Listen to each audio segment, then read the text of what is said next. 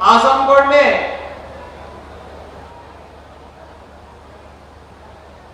दो बार प्रदेश के पूर्व मुख्यमंत्रियों को सांसद के रूप में यहां से चुन करके भेजा, लेकिन आजमगढ़ का विकास नहीं हो पाया। आजमगढ़ विकास से आज भी कोसों दूर है।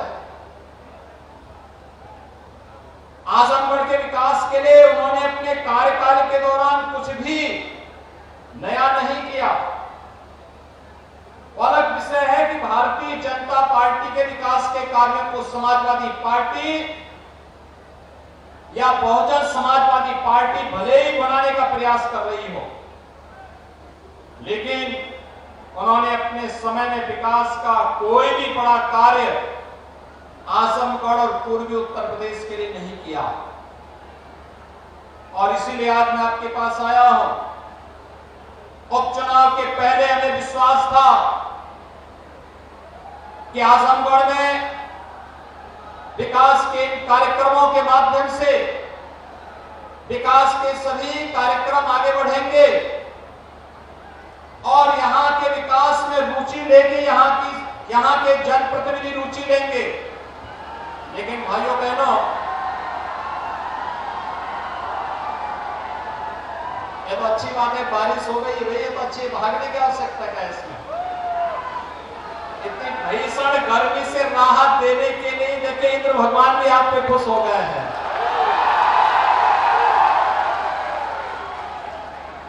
यानी अभी कुछ देर पहले तक भीषण गर्मी चल रही थी, धूप चल रही थी, और अब जैसे ही यहां पर हम लोग आए हैं वैसे ही बरसात भी अब शुरू हो रही है। इसका मतलब कि इस बार वोटों की बरसात भारतीय जनता पार्टी और निरुआ के पक्ष में आजमगढ़ की जनता जरूर करने जा रही है। भाइयों बहनों, दो बार आपने समाजवादी पार्टी को यहां से संसद में चुनाव जिता करके एक खानदान को अवसर दिया, लेकिन प्रदेश में सरकार के दौरान, चाहे वह सपा की सरकार रही हो या बहुजन समाजवादी पार्टी की सरकार, इन दोनों सरकारों ने आजमगढ़ के नौजवानों के सामने पहचान का संकट खड़ा किया, विकास से कोसों दूर रखा। आजमगढ़ का नौजवान देश के अंदर कहीं जाता था, होटल में कमरा नहीं मिलता था, धर्मशाला में रहने का ठिकाना नहीं मिलता था, कोई व्यक्ति अपने घर में किराए में रहने के लिए तैयार नहीं था। आज आजमगढ़ को इन सभी पहचान के संकट से मुक्त करने का कार्य अगर किसी ने किया है तो भारतीय जनता पार्टी की डबल इंजन की सरकार ने किया है।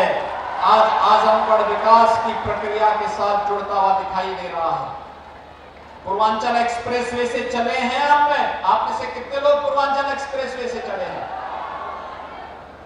भाइयों बहनों, ये पूर्वांचल एक्सप्रेसवे आजमगढ़ और पूर्वी उत्तर प्रदेश के विकास की रीढ़ बनने वाली है।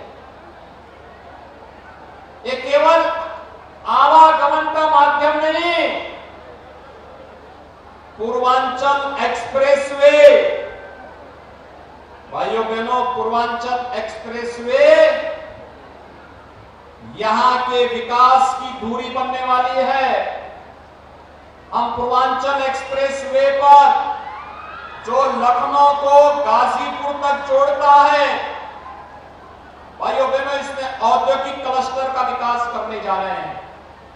उद्योग लगेंगे, नौजवानों को नौकरी मिलेगी, रोजगार मिलेगा और यहीं पर ढेर सारे रोजगार के अवसर उपलब्ध होंगे और आजमगढ़ विकास की प्रक्रिया के साथ जुड़ करके यहां के नौजवानों को पलायन नहीं करना पड़ेगा। आज उस प्रक्रिया को तेजी के साथ आगे बढ़ाने का कार्य हम कर रहे हैं। आजमगढ़ से ही पूर्वांचल एक्सप्रेसवे के गोरखपुर लिंक वे के निर्माण के कार्य को तेजी के साथ आगे बढ़ा दिया गया है।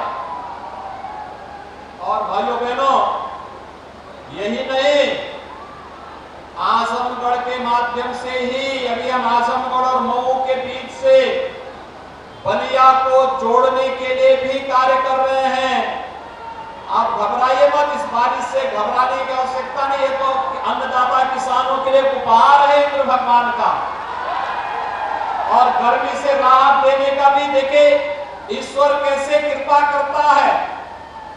आप महीनों से इस बात का इंतजार कर रहे थे कि बारिश हो जाती, लेकिन जैसे आज हम लोग यहाँ पर आए हैं, और तो यहाँ पर आज एक शानदार बारिश का उपहार भी आपके लोग लेकर के आए हैं। यानी ये बारिश का उपहार का मतलब विकास की बारिश भी अब आजमगढ़ के साथ जोड़ने जा रही है। आपने उधर वाराणसी में काशी विश्वनाथ धाम का दर्शन कितने लोगों ने किया? पहले की तुलना में बहुत अच्छा बन गया है ना। देखिए, प्रधानमंत्री मोदी जी ने काशी विश्वनाथ धाम के निर्माण को, जिस पवित्र आस्था को ध्यान में रख करके बनाया है, वो आप सबके सामने है। और इधर आप गोरखपुर में जाएंगे, गोरखपुर के विकास को 5 साल पहले जिसने देखा होगा, आज जाएगा गोरखपुर को पहचान ही नहीं पाएगा कि क्या हम गोरखपुर नहीं है क्या। कैंडिडेट देने की बात जब आई थी, हम सोचते थे कि समाजवादी पार्टी किसी आजमगढ़ के ही नौजवान को टिकट देगी। बीच में उन्होंने एक दलित नौजवान को टिकट दिया भी, लेकिन फिर घूम फिर करके फिर अपने सिपाही खानदान में वापस चले गए। समाजवादी पार्टी सिपाही खानदान से बाहर निकल ही नहीं सकती है। और भाइयों बहनों, उन्होंने उस नौजवान का टिकट काट दिया। और क्या सपा क्या बसपा, जो समाजवादी पार्टी ने किया, बहुजन समाजवादी पार्टी भी उससे दूर नहीं है। बहन जी को जिन्होंने धोखा दिया, बहन जी ने उन्हीं को फिर से हाथी में बिठाने का प्रयास भी कर रही है। लेकिन भाइयों बहनों, आप लोग विधानसभा चुनाव में सपा बसपा को खारिज कर चुके हैं, और इसीलिए मैं आप सबका आह्वान करने के लिए आया हूं। देखिए, भोजपुरी के 2 कलाकारों को हम लोकसभा चुनाव में 2019 में लेके आए थे। एक को मैंने गोरखपुर से लड़ाया था, श्री रवि किशन शुक्ला जी को लड़ाया था। रवि किशन का भाषण सुन रहे थे ना भी? रवि किशन की फिल्मों को देखा है? कितने लोगों ने देखा है? और दूसरा निरुआ जी को लेके आया था आजमगढ़ में। निरुआ के कितने लोगों ने गाना सुने हैं? सभी ने सुना है ना। और ये दोनों न जाने, जब ये दोनों लोग मिलकर काम करेंगे, न जाने आप में से कितने रवि किशन और निरुआ पैदा हो जाएंगे। कला का सम्मान होना चाहिए। कलाकार को ईश्वर द्वारा प्रदत्त एक उपहार है, और इसका सम्मान होना चाहिए। अगर कोई कलाकार आगे बढ़ रहा है तो उसको प्रोत्साहित करना चाहिए। और इसीलिए तो हम उत्तर प्रदेश में दुनिया की सबसे बड़ी फिल्म सिटी का निर्माण भी करने जा रहे हैं। भाइयों बहनों, जिससे इस फिल्म सिटी के माध्यम से उत्तर प्रदेश की कला को, भोजपुरी फिल्मों को, ब्रज, बुंदेलखंडी, अवधी और हिंदी के साथ साथ देश की सभी भाषाओं में बनने वाली अच्छी और रचनात्मक फिल्मों को आगे बढ़ा सके, और नौजवानों को एक मंच भी दे सके। और ये दोनों कलाकार हम लोग लेकर के आए थे ना। लेकिन गोरखपुर की जनता ने रवि किशन को जिता दिया, आजमगढ़ की जनता चूक गई। गोरखपुर की जनता ने उन्हें जिताया तो गोरखपुर आज विकास की ऊंचाइयों को छू रहा। बहुत विकास हो रहा है, बहुत विकास हो रहा है। रवि किशन विकास भी करा रहे हैं। रवि किशन जी के द्वारा वहां पर फिल्मों की शूटिंग भी की जा रही है। बहुत ज्यादा फिल्में बन रही है। ढेर सारे लोगों को वहां रोजगार मिल रहा है। लेकिन आजमगढ़ थोड़ा बहुत विकास हमारी सरकार ने, भारतीय जनता पार्टी की डबल इंजन की सरकार ने जो किया वही विकास है। आप देख रहे होंगे यहां विकास के कार्य को हम लोगों ने कुछ तो प्रारंभ किया। एयरपोर्ट नहीं था, एयरपोर्ट का निर्माण हो गया है। विश्वविद्यालय नहीं था, विश्वविद्यालय का निर्माण हो रहा है। इसी सत्र में यहाँ का विश्वविद्यालय भी चालू होने जा रहा है महाराज सुहेलदेव के नाम पर। यानी 11वीं सदी के भारत माता के उस शौर्य और पराक्रम के प्रतीक महाराज सुहेलदेव के नाम पर हम लोगों ने विश्वविद्यालय दिया है आपके आजमगढ़ की धरती पर। समाजवादी पार्टी नहीं दे पाई, लेकिन भारतीय जनता पार्टी की डबल इंजन की सरकार ने विकास कराया है। भाइयों बहनों, आपने जिन्हें सांसद चुना, कोरोना कालखंड में क्या एक भी बार यहां पर आपके सांसद आए थे? हालचाल लेने के लिए आए थे? कोरोना से बड़ा संकट नहीं हो सकता, लेकिन एक भी बार आपका हालचाल लेने के लिए नहीं आए। और मैं उस दौरान 3 बार आजमगढ़ आया था, 3 बार आया था ना। मैं जिला चिकित्सालय का दौरा भी किया, मेडिकल कॉलेज का दौरा भी किया, और उसके बाद जब लगा विकास होना है तो 2018 में हम लोगों ने प्रधानमंत्री मोदी जी से पूर्वांचल एक्सप्रेसवे का शिलान्यास करवाया था, और नवंबर 21 में पूर्वांचल एक्सप्रेसवे का उद्घाटन भी कर दिया है। हम शिलान्यास भी करते हैं, उद्घाटन भी करते हैं। समाजवादी पार्टी यहां विकास नहीं दे पाई थी, लेकिन भाइयों बहनों हम लोगों ने विकास भी दिया है, एयरपोर्ट भी दिया है। बहुत जल्दी हम लोग अब तो आजमगढ़ में एयरपोर्ट की सुविधा दे रहे हैं, वायु सेवा से आजमगढ़ को जोड़ रहे हैं। अब निर्वा जी को कभी मुंबई जाना हो, आप लोगों में से बहुत सारे नौजवानों को मुंबई ले जाना हो, आजमगढ़ में ही विमान लैंड करेगा, यहीं पर विमान रुकेगा, और यहीं से फिर टेक ऑफ करके मुंबई की यात्रा 1 घंटे में मुंबई। ये कार्य पहले भी हो सकता था, लेकिन पहले विकास की सोच नहीं थी। लोग विकास पे रुचि नहीं रखना चाहते थे, आपके जीवन के साथ खिलवाड़ कर रहे थे।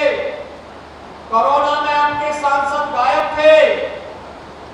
कोरोना में 3 बार मैं स्वयं यहां आया था, और भाइयों बहनों 3 बार आया ही नहीं था।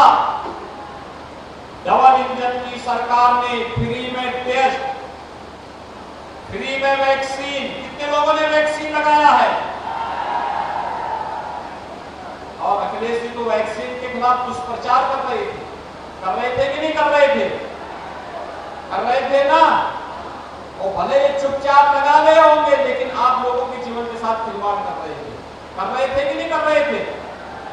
लेकिन हम लोगों ने फ्री में वैक्सीन भी दिया है।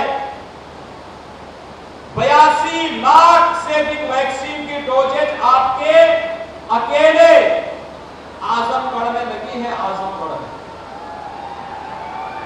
35 लाख लोगों को आजमगढ़ में फ्री में राशन की सुविधा उपलब्ध हो रही है। 35 लाख रुपए राशन मिल रहा है कि नहीं मिल रहा है? क्या ये राशन समाजवादी पार्टी की सरकार के समय में मिलता था क्या? भाइयों बहनों, आज राशन भी फ्री, उपचार भी फ्री, वैक्सीन भी फ्री, रसोई गैस का कनेक्शन फ्री, और यही नहीं, सरकार विकास के लिए भी आपके लिए कार्य कर रही है। पूर्वांचल एक्सप्रेसवे के साथ गोरखपुर को जोड़ने के लिए पूर्वांचल एक्सप्रेसवे, लिंक एक्सप्रेसवे का निर्माण हो रहा है, और गोरखपुर से गोरीघाट जोड़ने के लिए, आजमगढ़ को जोड़ने के लिए 4 लेन का निर्माण भी हो रहा है। आजमगढ़ से जौनपुर होते हुए प्रयागराज और वाराणसी के लिए भी 4 लेन बन रहा है। गांव-गांव की सड़कें बन रही हैं, गरीबों के लिए मकान बन रहे हैं। गरीब गांव में हो या शहर में, सबके लिए मकान की सुविधा उपलब्ध करवाई जा रही है। भारतीय जनता पार्टी की सरकार, क्या गांव हो, क्या गरीब, क्या किसान हो या नौजवान, क्या महिलाएं हो या समाज का कोई सबके विकास के लिए कार्य कर रही है। कर रही है कि नहीं कर रही है? जब विकास भारतीय जनता पार्टी कराएगी तो फिर वोट भी भारतीय जनता पार्टी को मिलना चाहिए ना, मिलना चाहिए ना। आप सभी लोग सहमत हैं? देखिए, मैं आपको हमने रवि किशन को गोरखपुर से सांसद बनाया, वो वहां जमे हैं।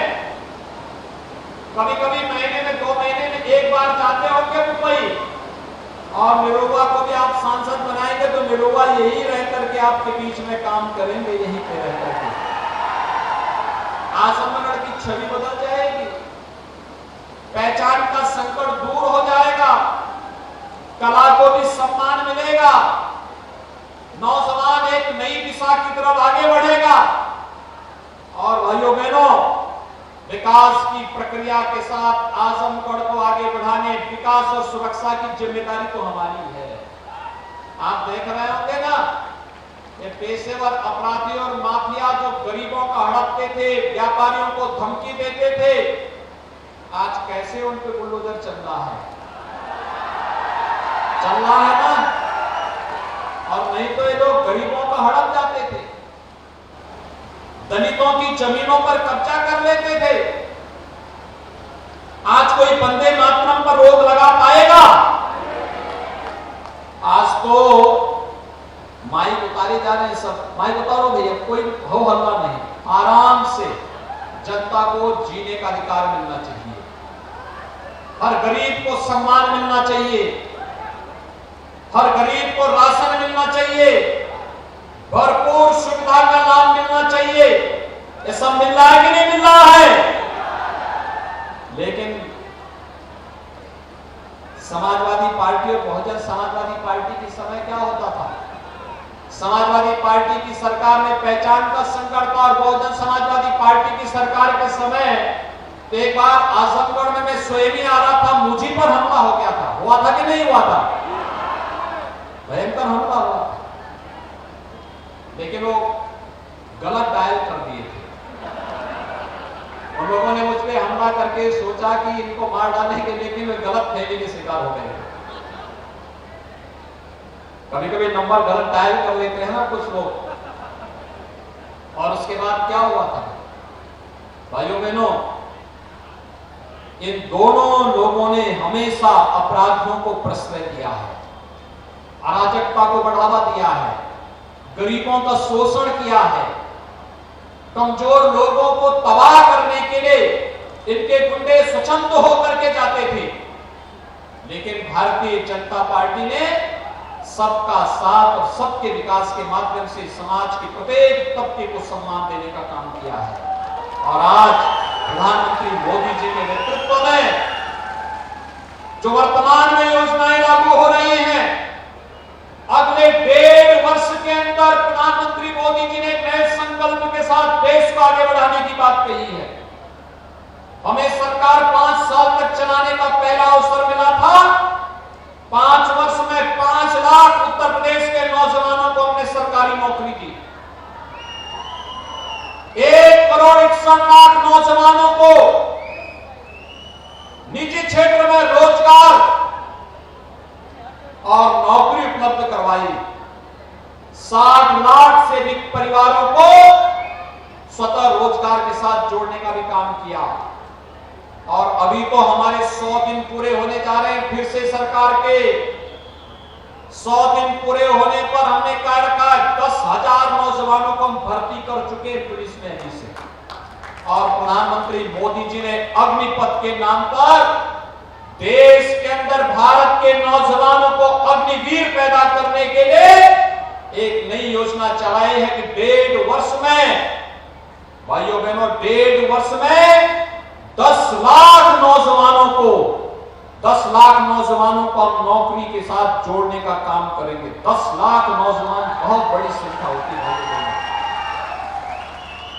लेकिन विपक्ष अपने समय में कुछ नहीं किया। सपा, बसपा, कांग्रेस, इन सब की जब भी सरकार रही, इन्होंने नौजवानों का शोषण किया, उनके रोजगार पर कुठाराघात किया, उनके साथ धोखा किया। जब नौजवान नौकरी के लिए निकलता था तो भाइयों बहनों उन नौजवानों के साथ ये लोग क्या करते थे कि उन नौजवानों से वसूली होने लगती थी।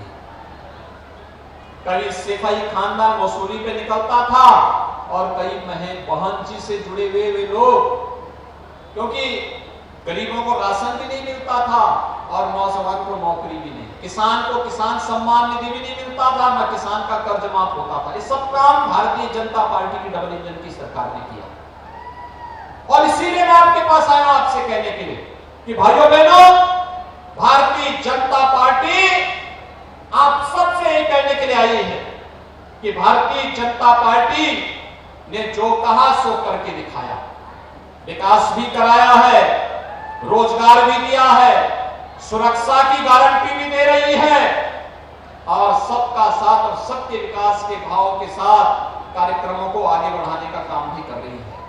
और इसीलिए मेरी इतनी भारी संख्या में आप सब यहां पर एकत्र हुए हैं। मेरी आप सबसे अपील है, ये संभव नहीं कि चुनाव के छोटे से पीरियड के दौरान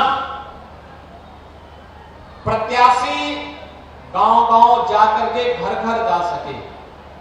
चुनाव के बाद 1.5 वर्ष का कार्यकाल मिलेगा निरुआ को, निरुआ गांव-गांव जाएंगे, घर-घर जाएंगे, उनको पूरी छूट होगी और हम उनसे कहेंगे कि वो यहां से केवल पत्र भेज देंगे, फोन कर देंगे, विकास अपने आप होता रहेगा। लेकिन भाइयों बहनों,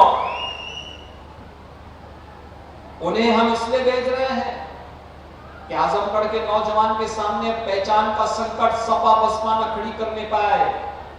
अग्निवीर आजमगढ़ से पैदा हो, 10 लाख नौजवानों में से अधिक नौजवान आजमगढ़ के भी जाएं और सेंटर जो फोर्सेस है, पैरामिलिट्री है, सीएपीएफ, असम राइफल, इन सब ने घोषणा की है कि हम इन नौजवानों को जब ये लोग 4 साल का अपना पूरा कार्यकाल पूरा करके आएंगे, 25% मिलिट्री में आगे चले जाएंगे और बाकी नौजवानों को वहां अवसर मिलेगा। और उत्तर प्रदेश ने भी कहा है कि जो नौजवान बचेंगे उनको हम भी यूपी पुलिस के अलावा अन्य सेवाओं में प्राथमिकता देने का काम करेंगे। वाना आम के आम और गुठली के दाम।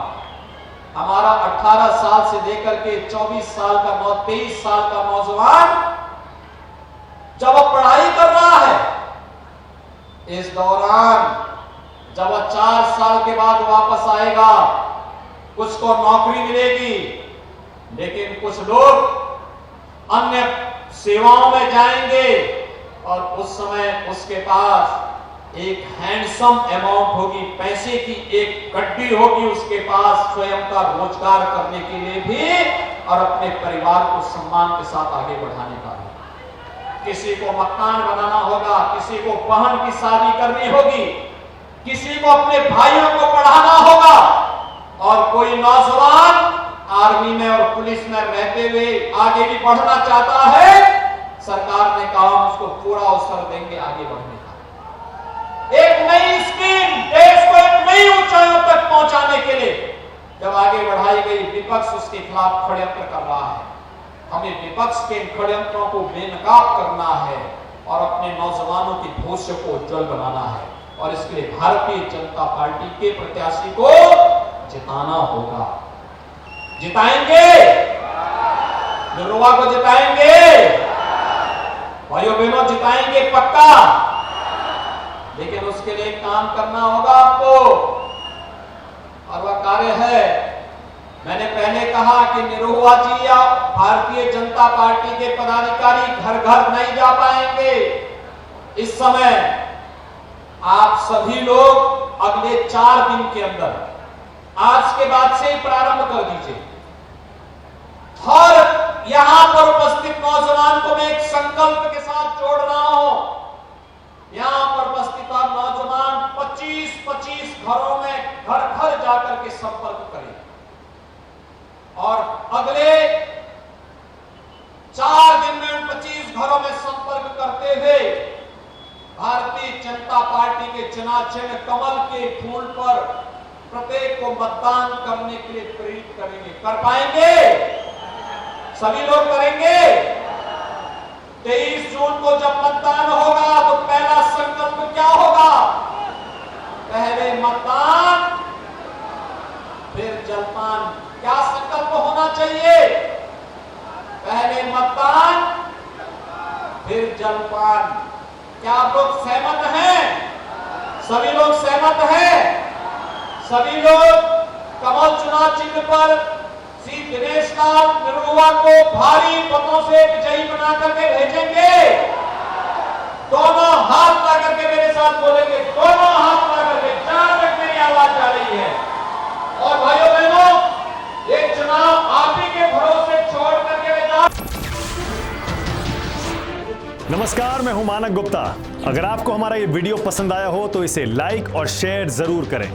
और हां, हमें सब्सक्राइब और फॉलो करना ना भूलें ताकि आप देश और दुनिया की कोई खबर मिस ना करें।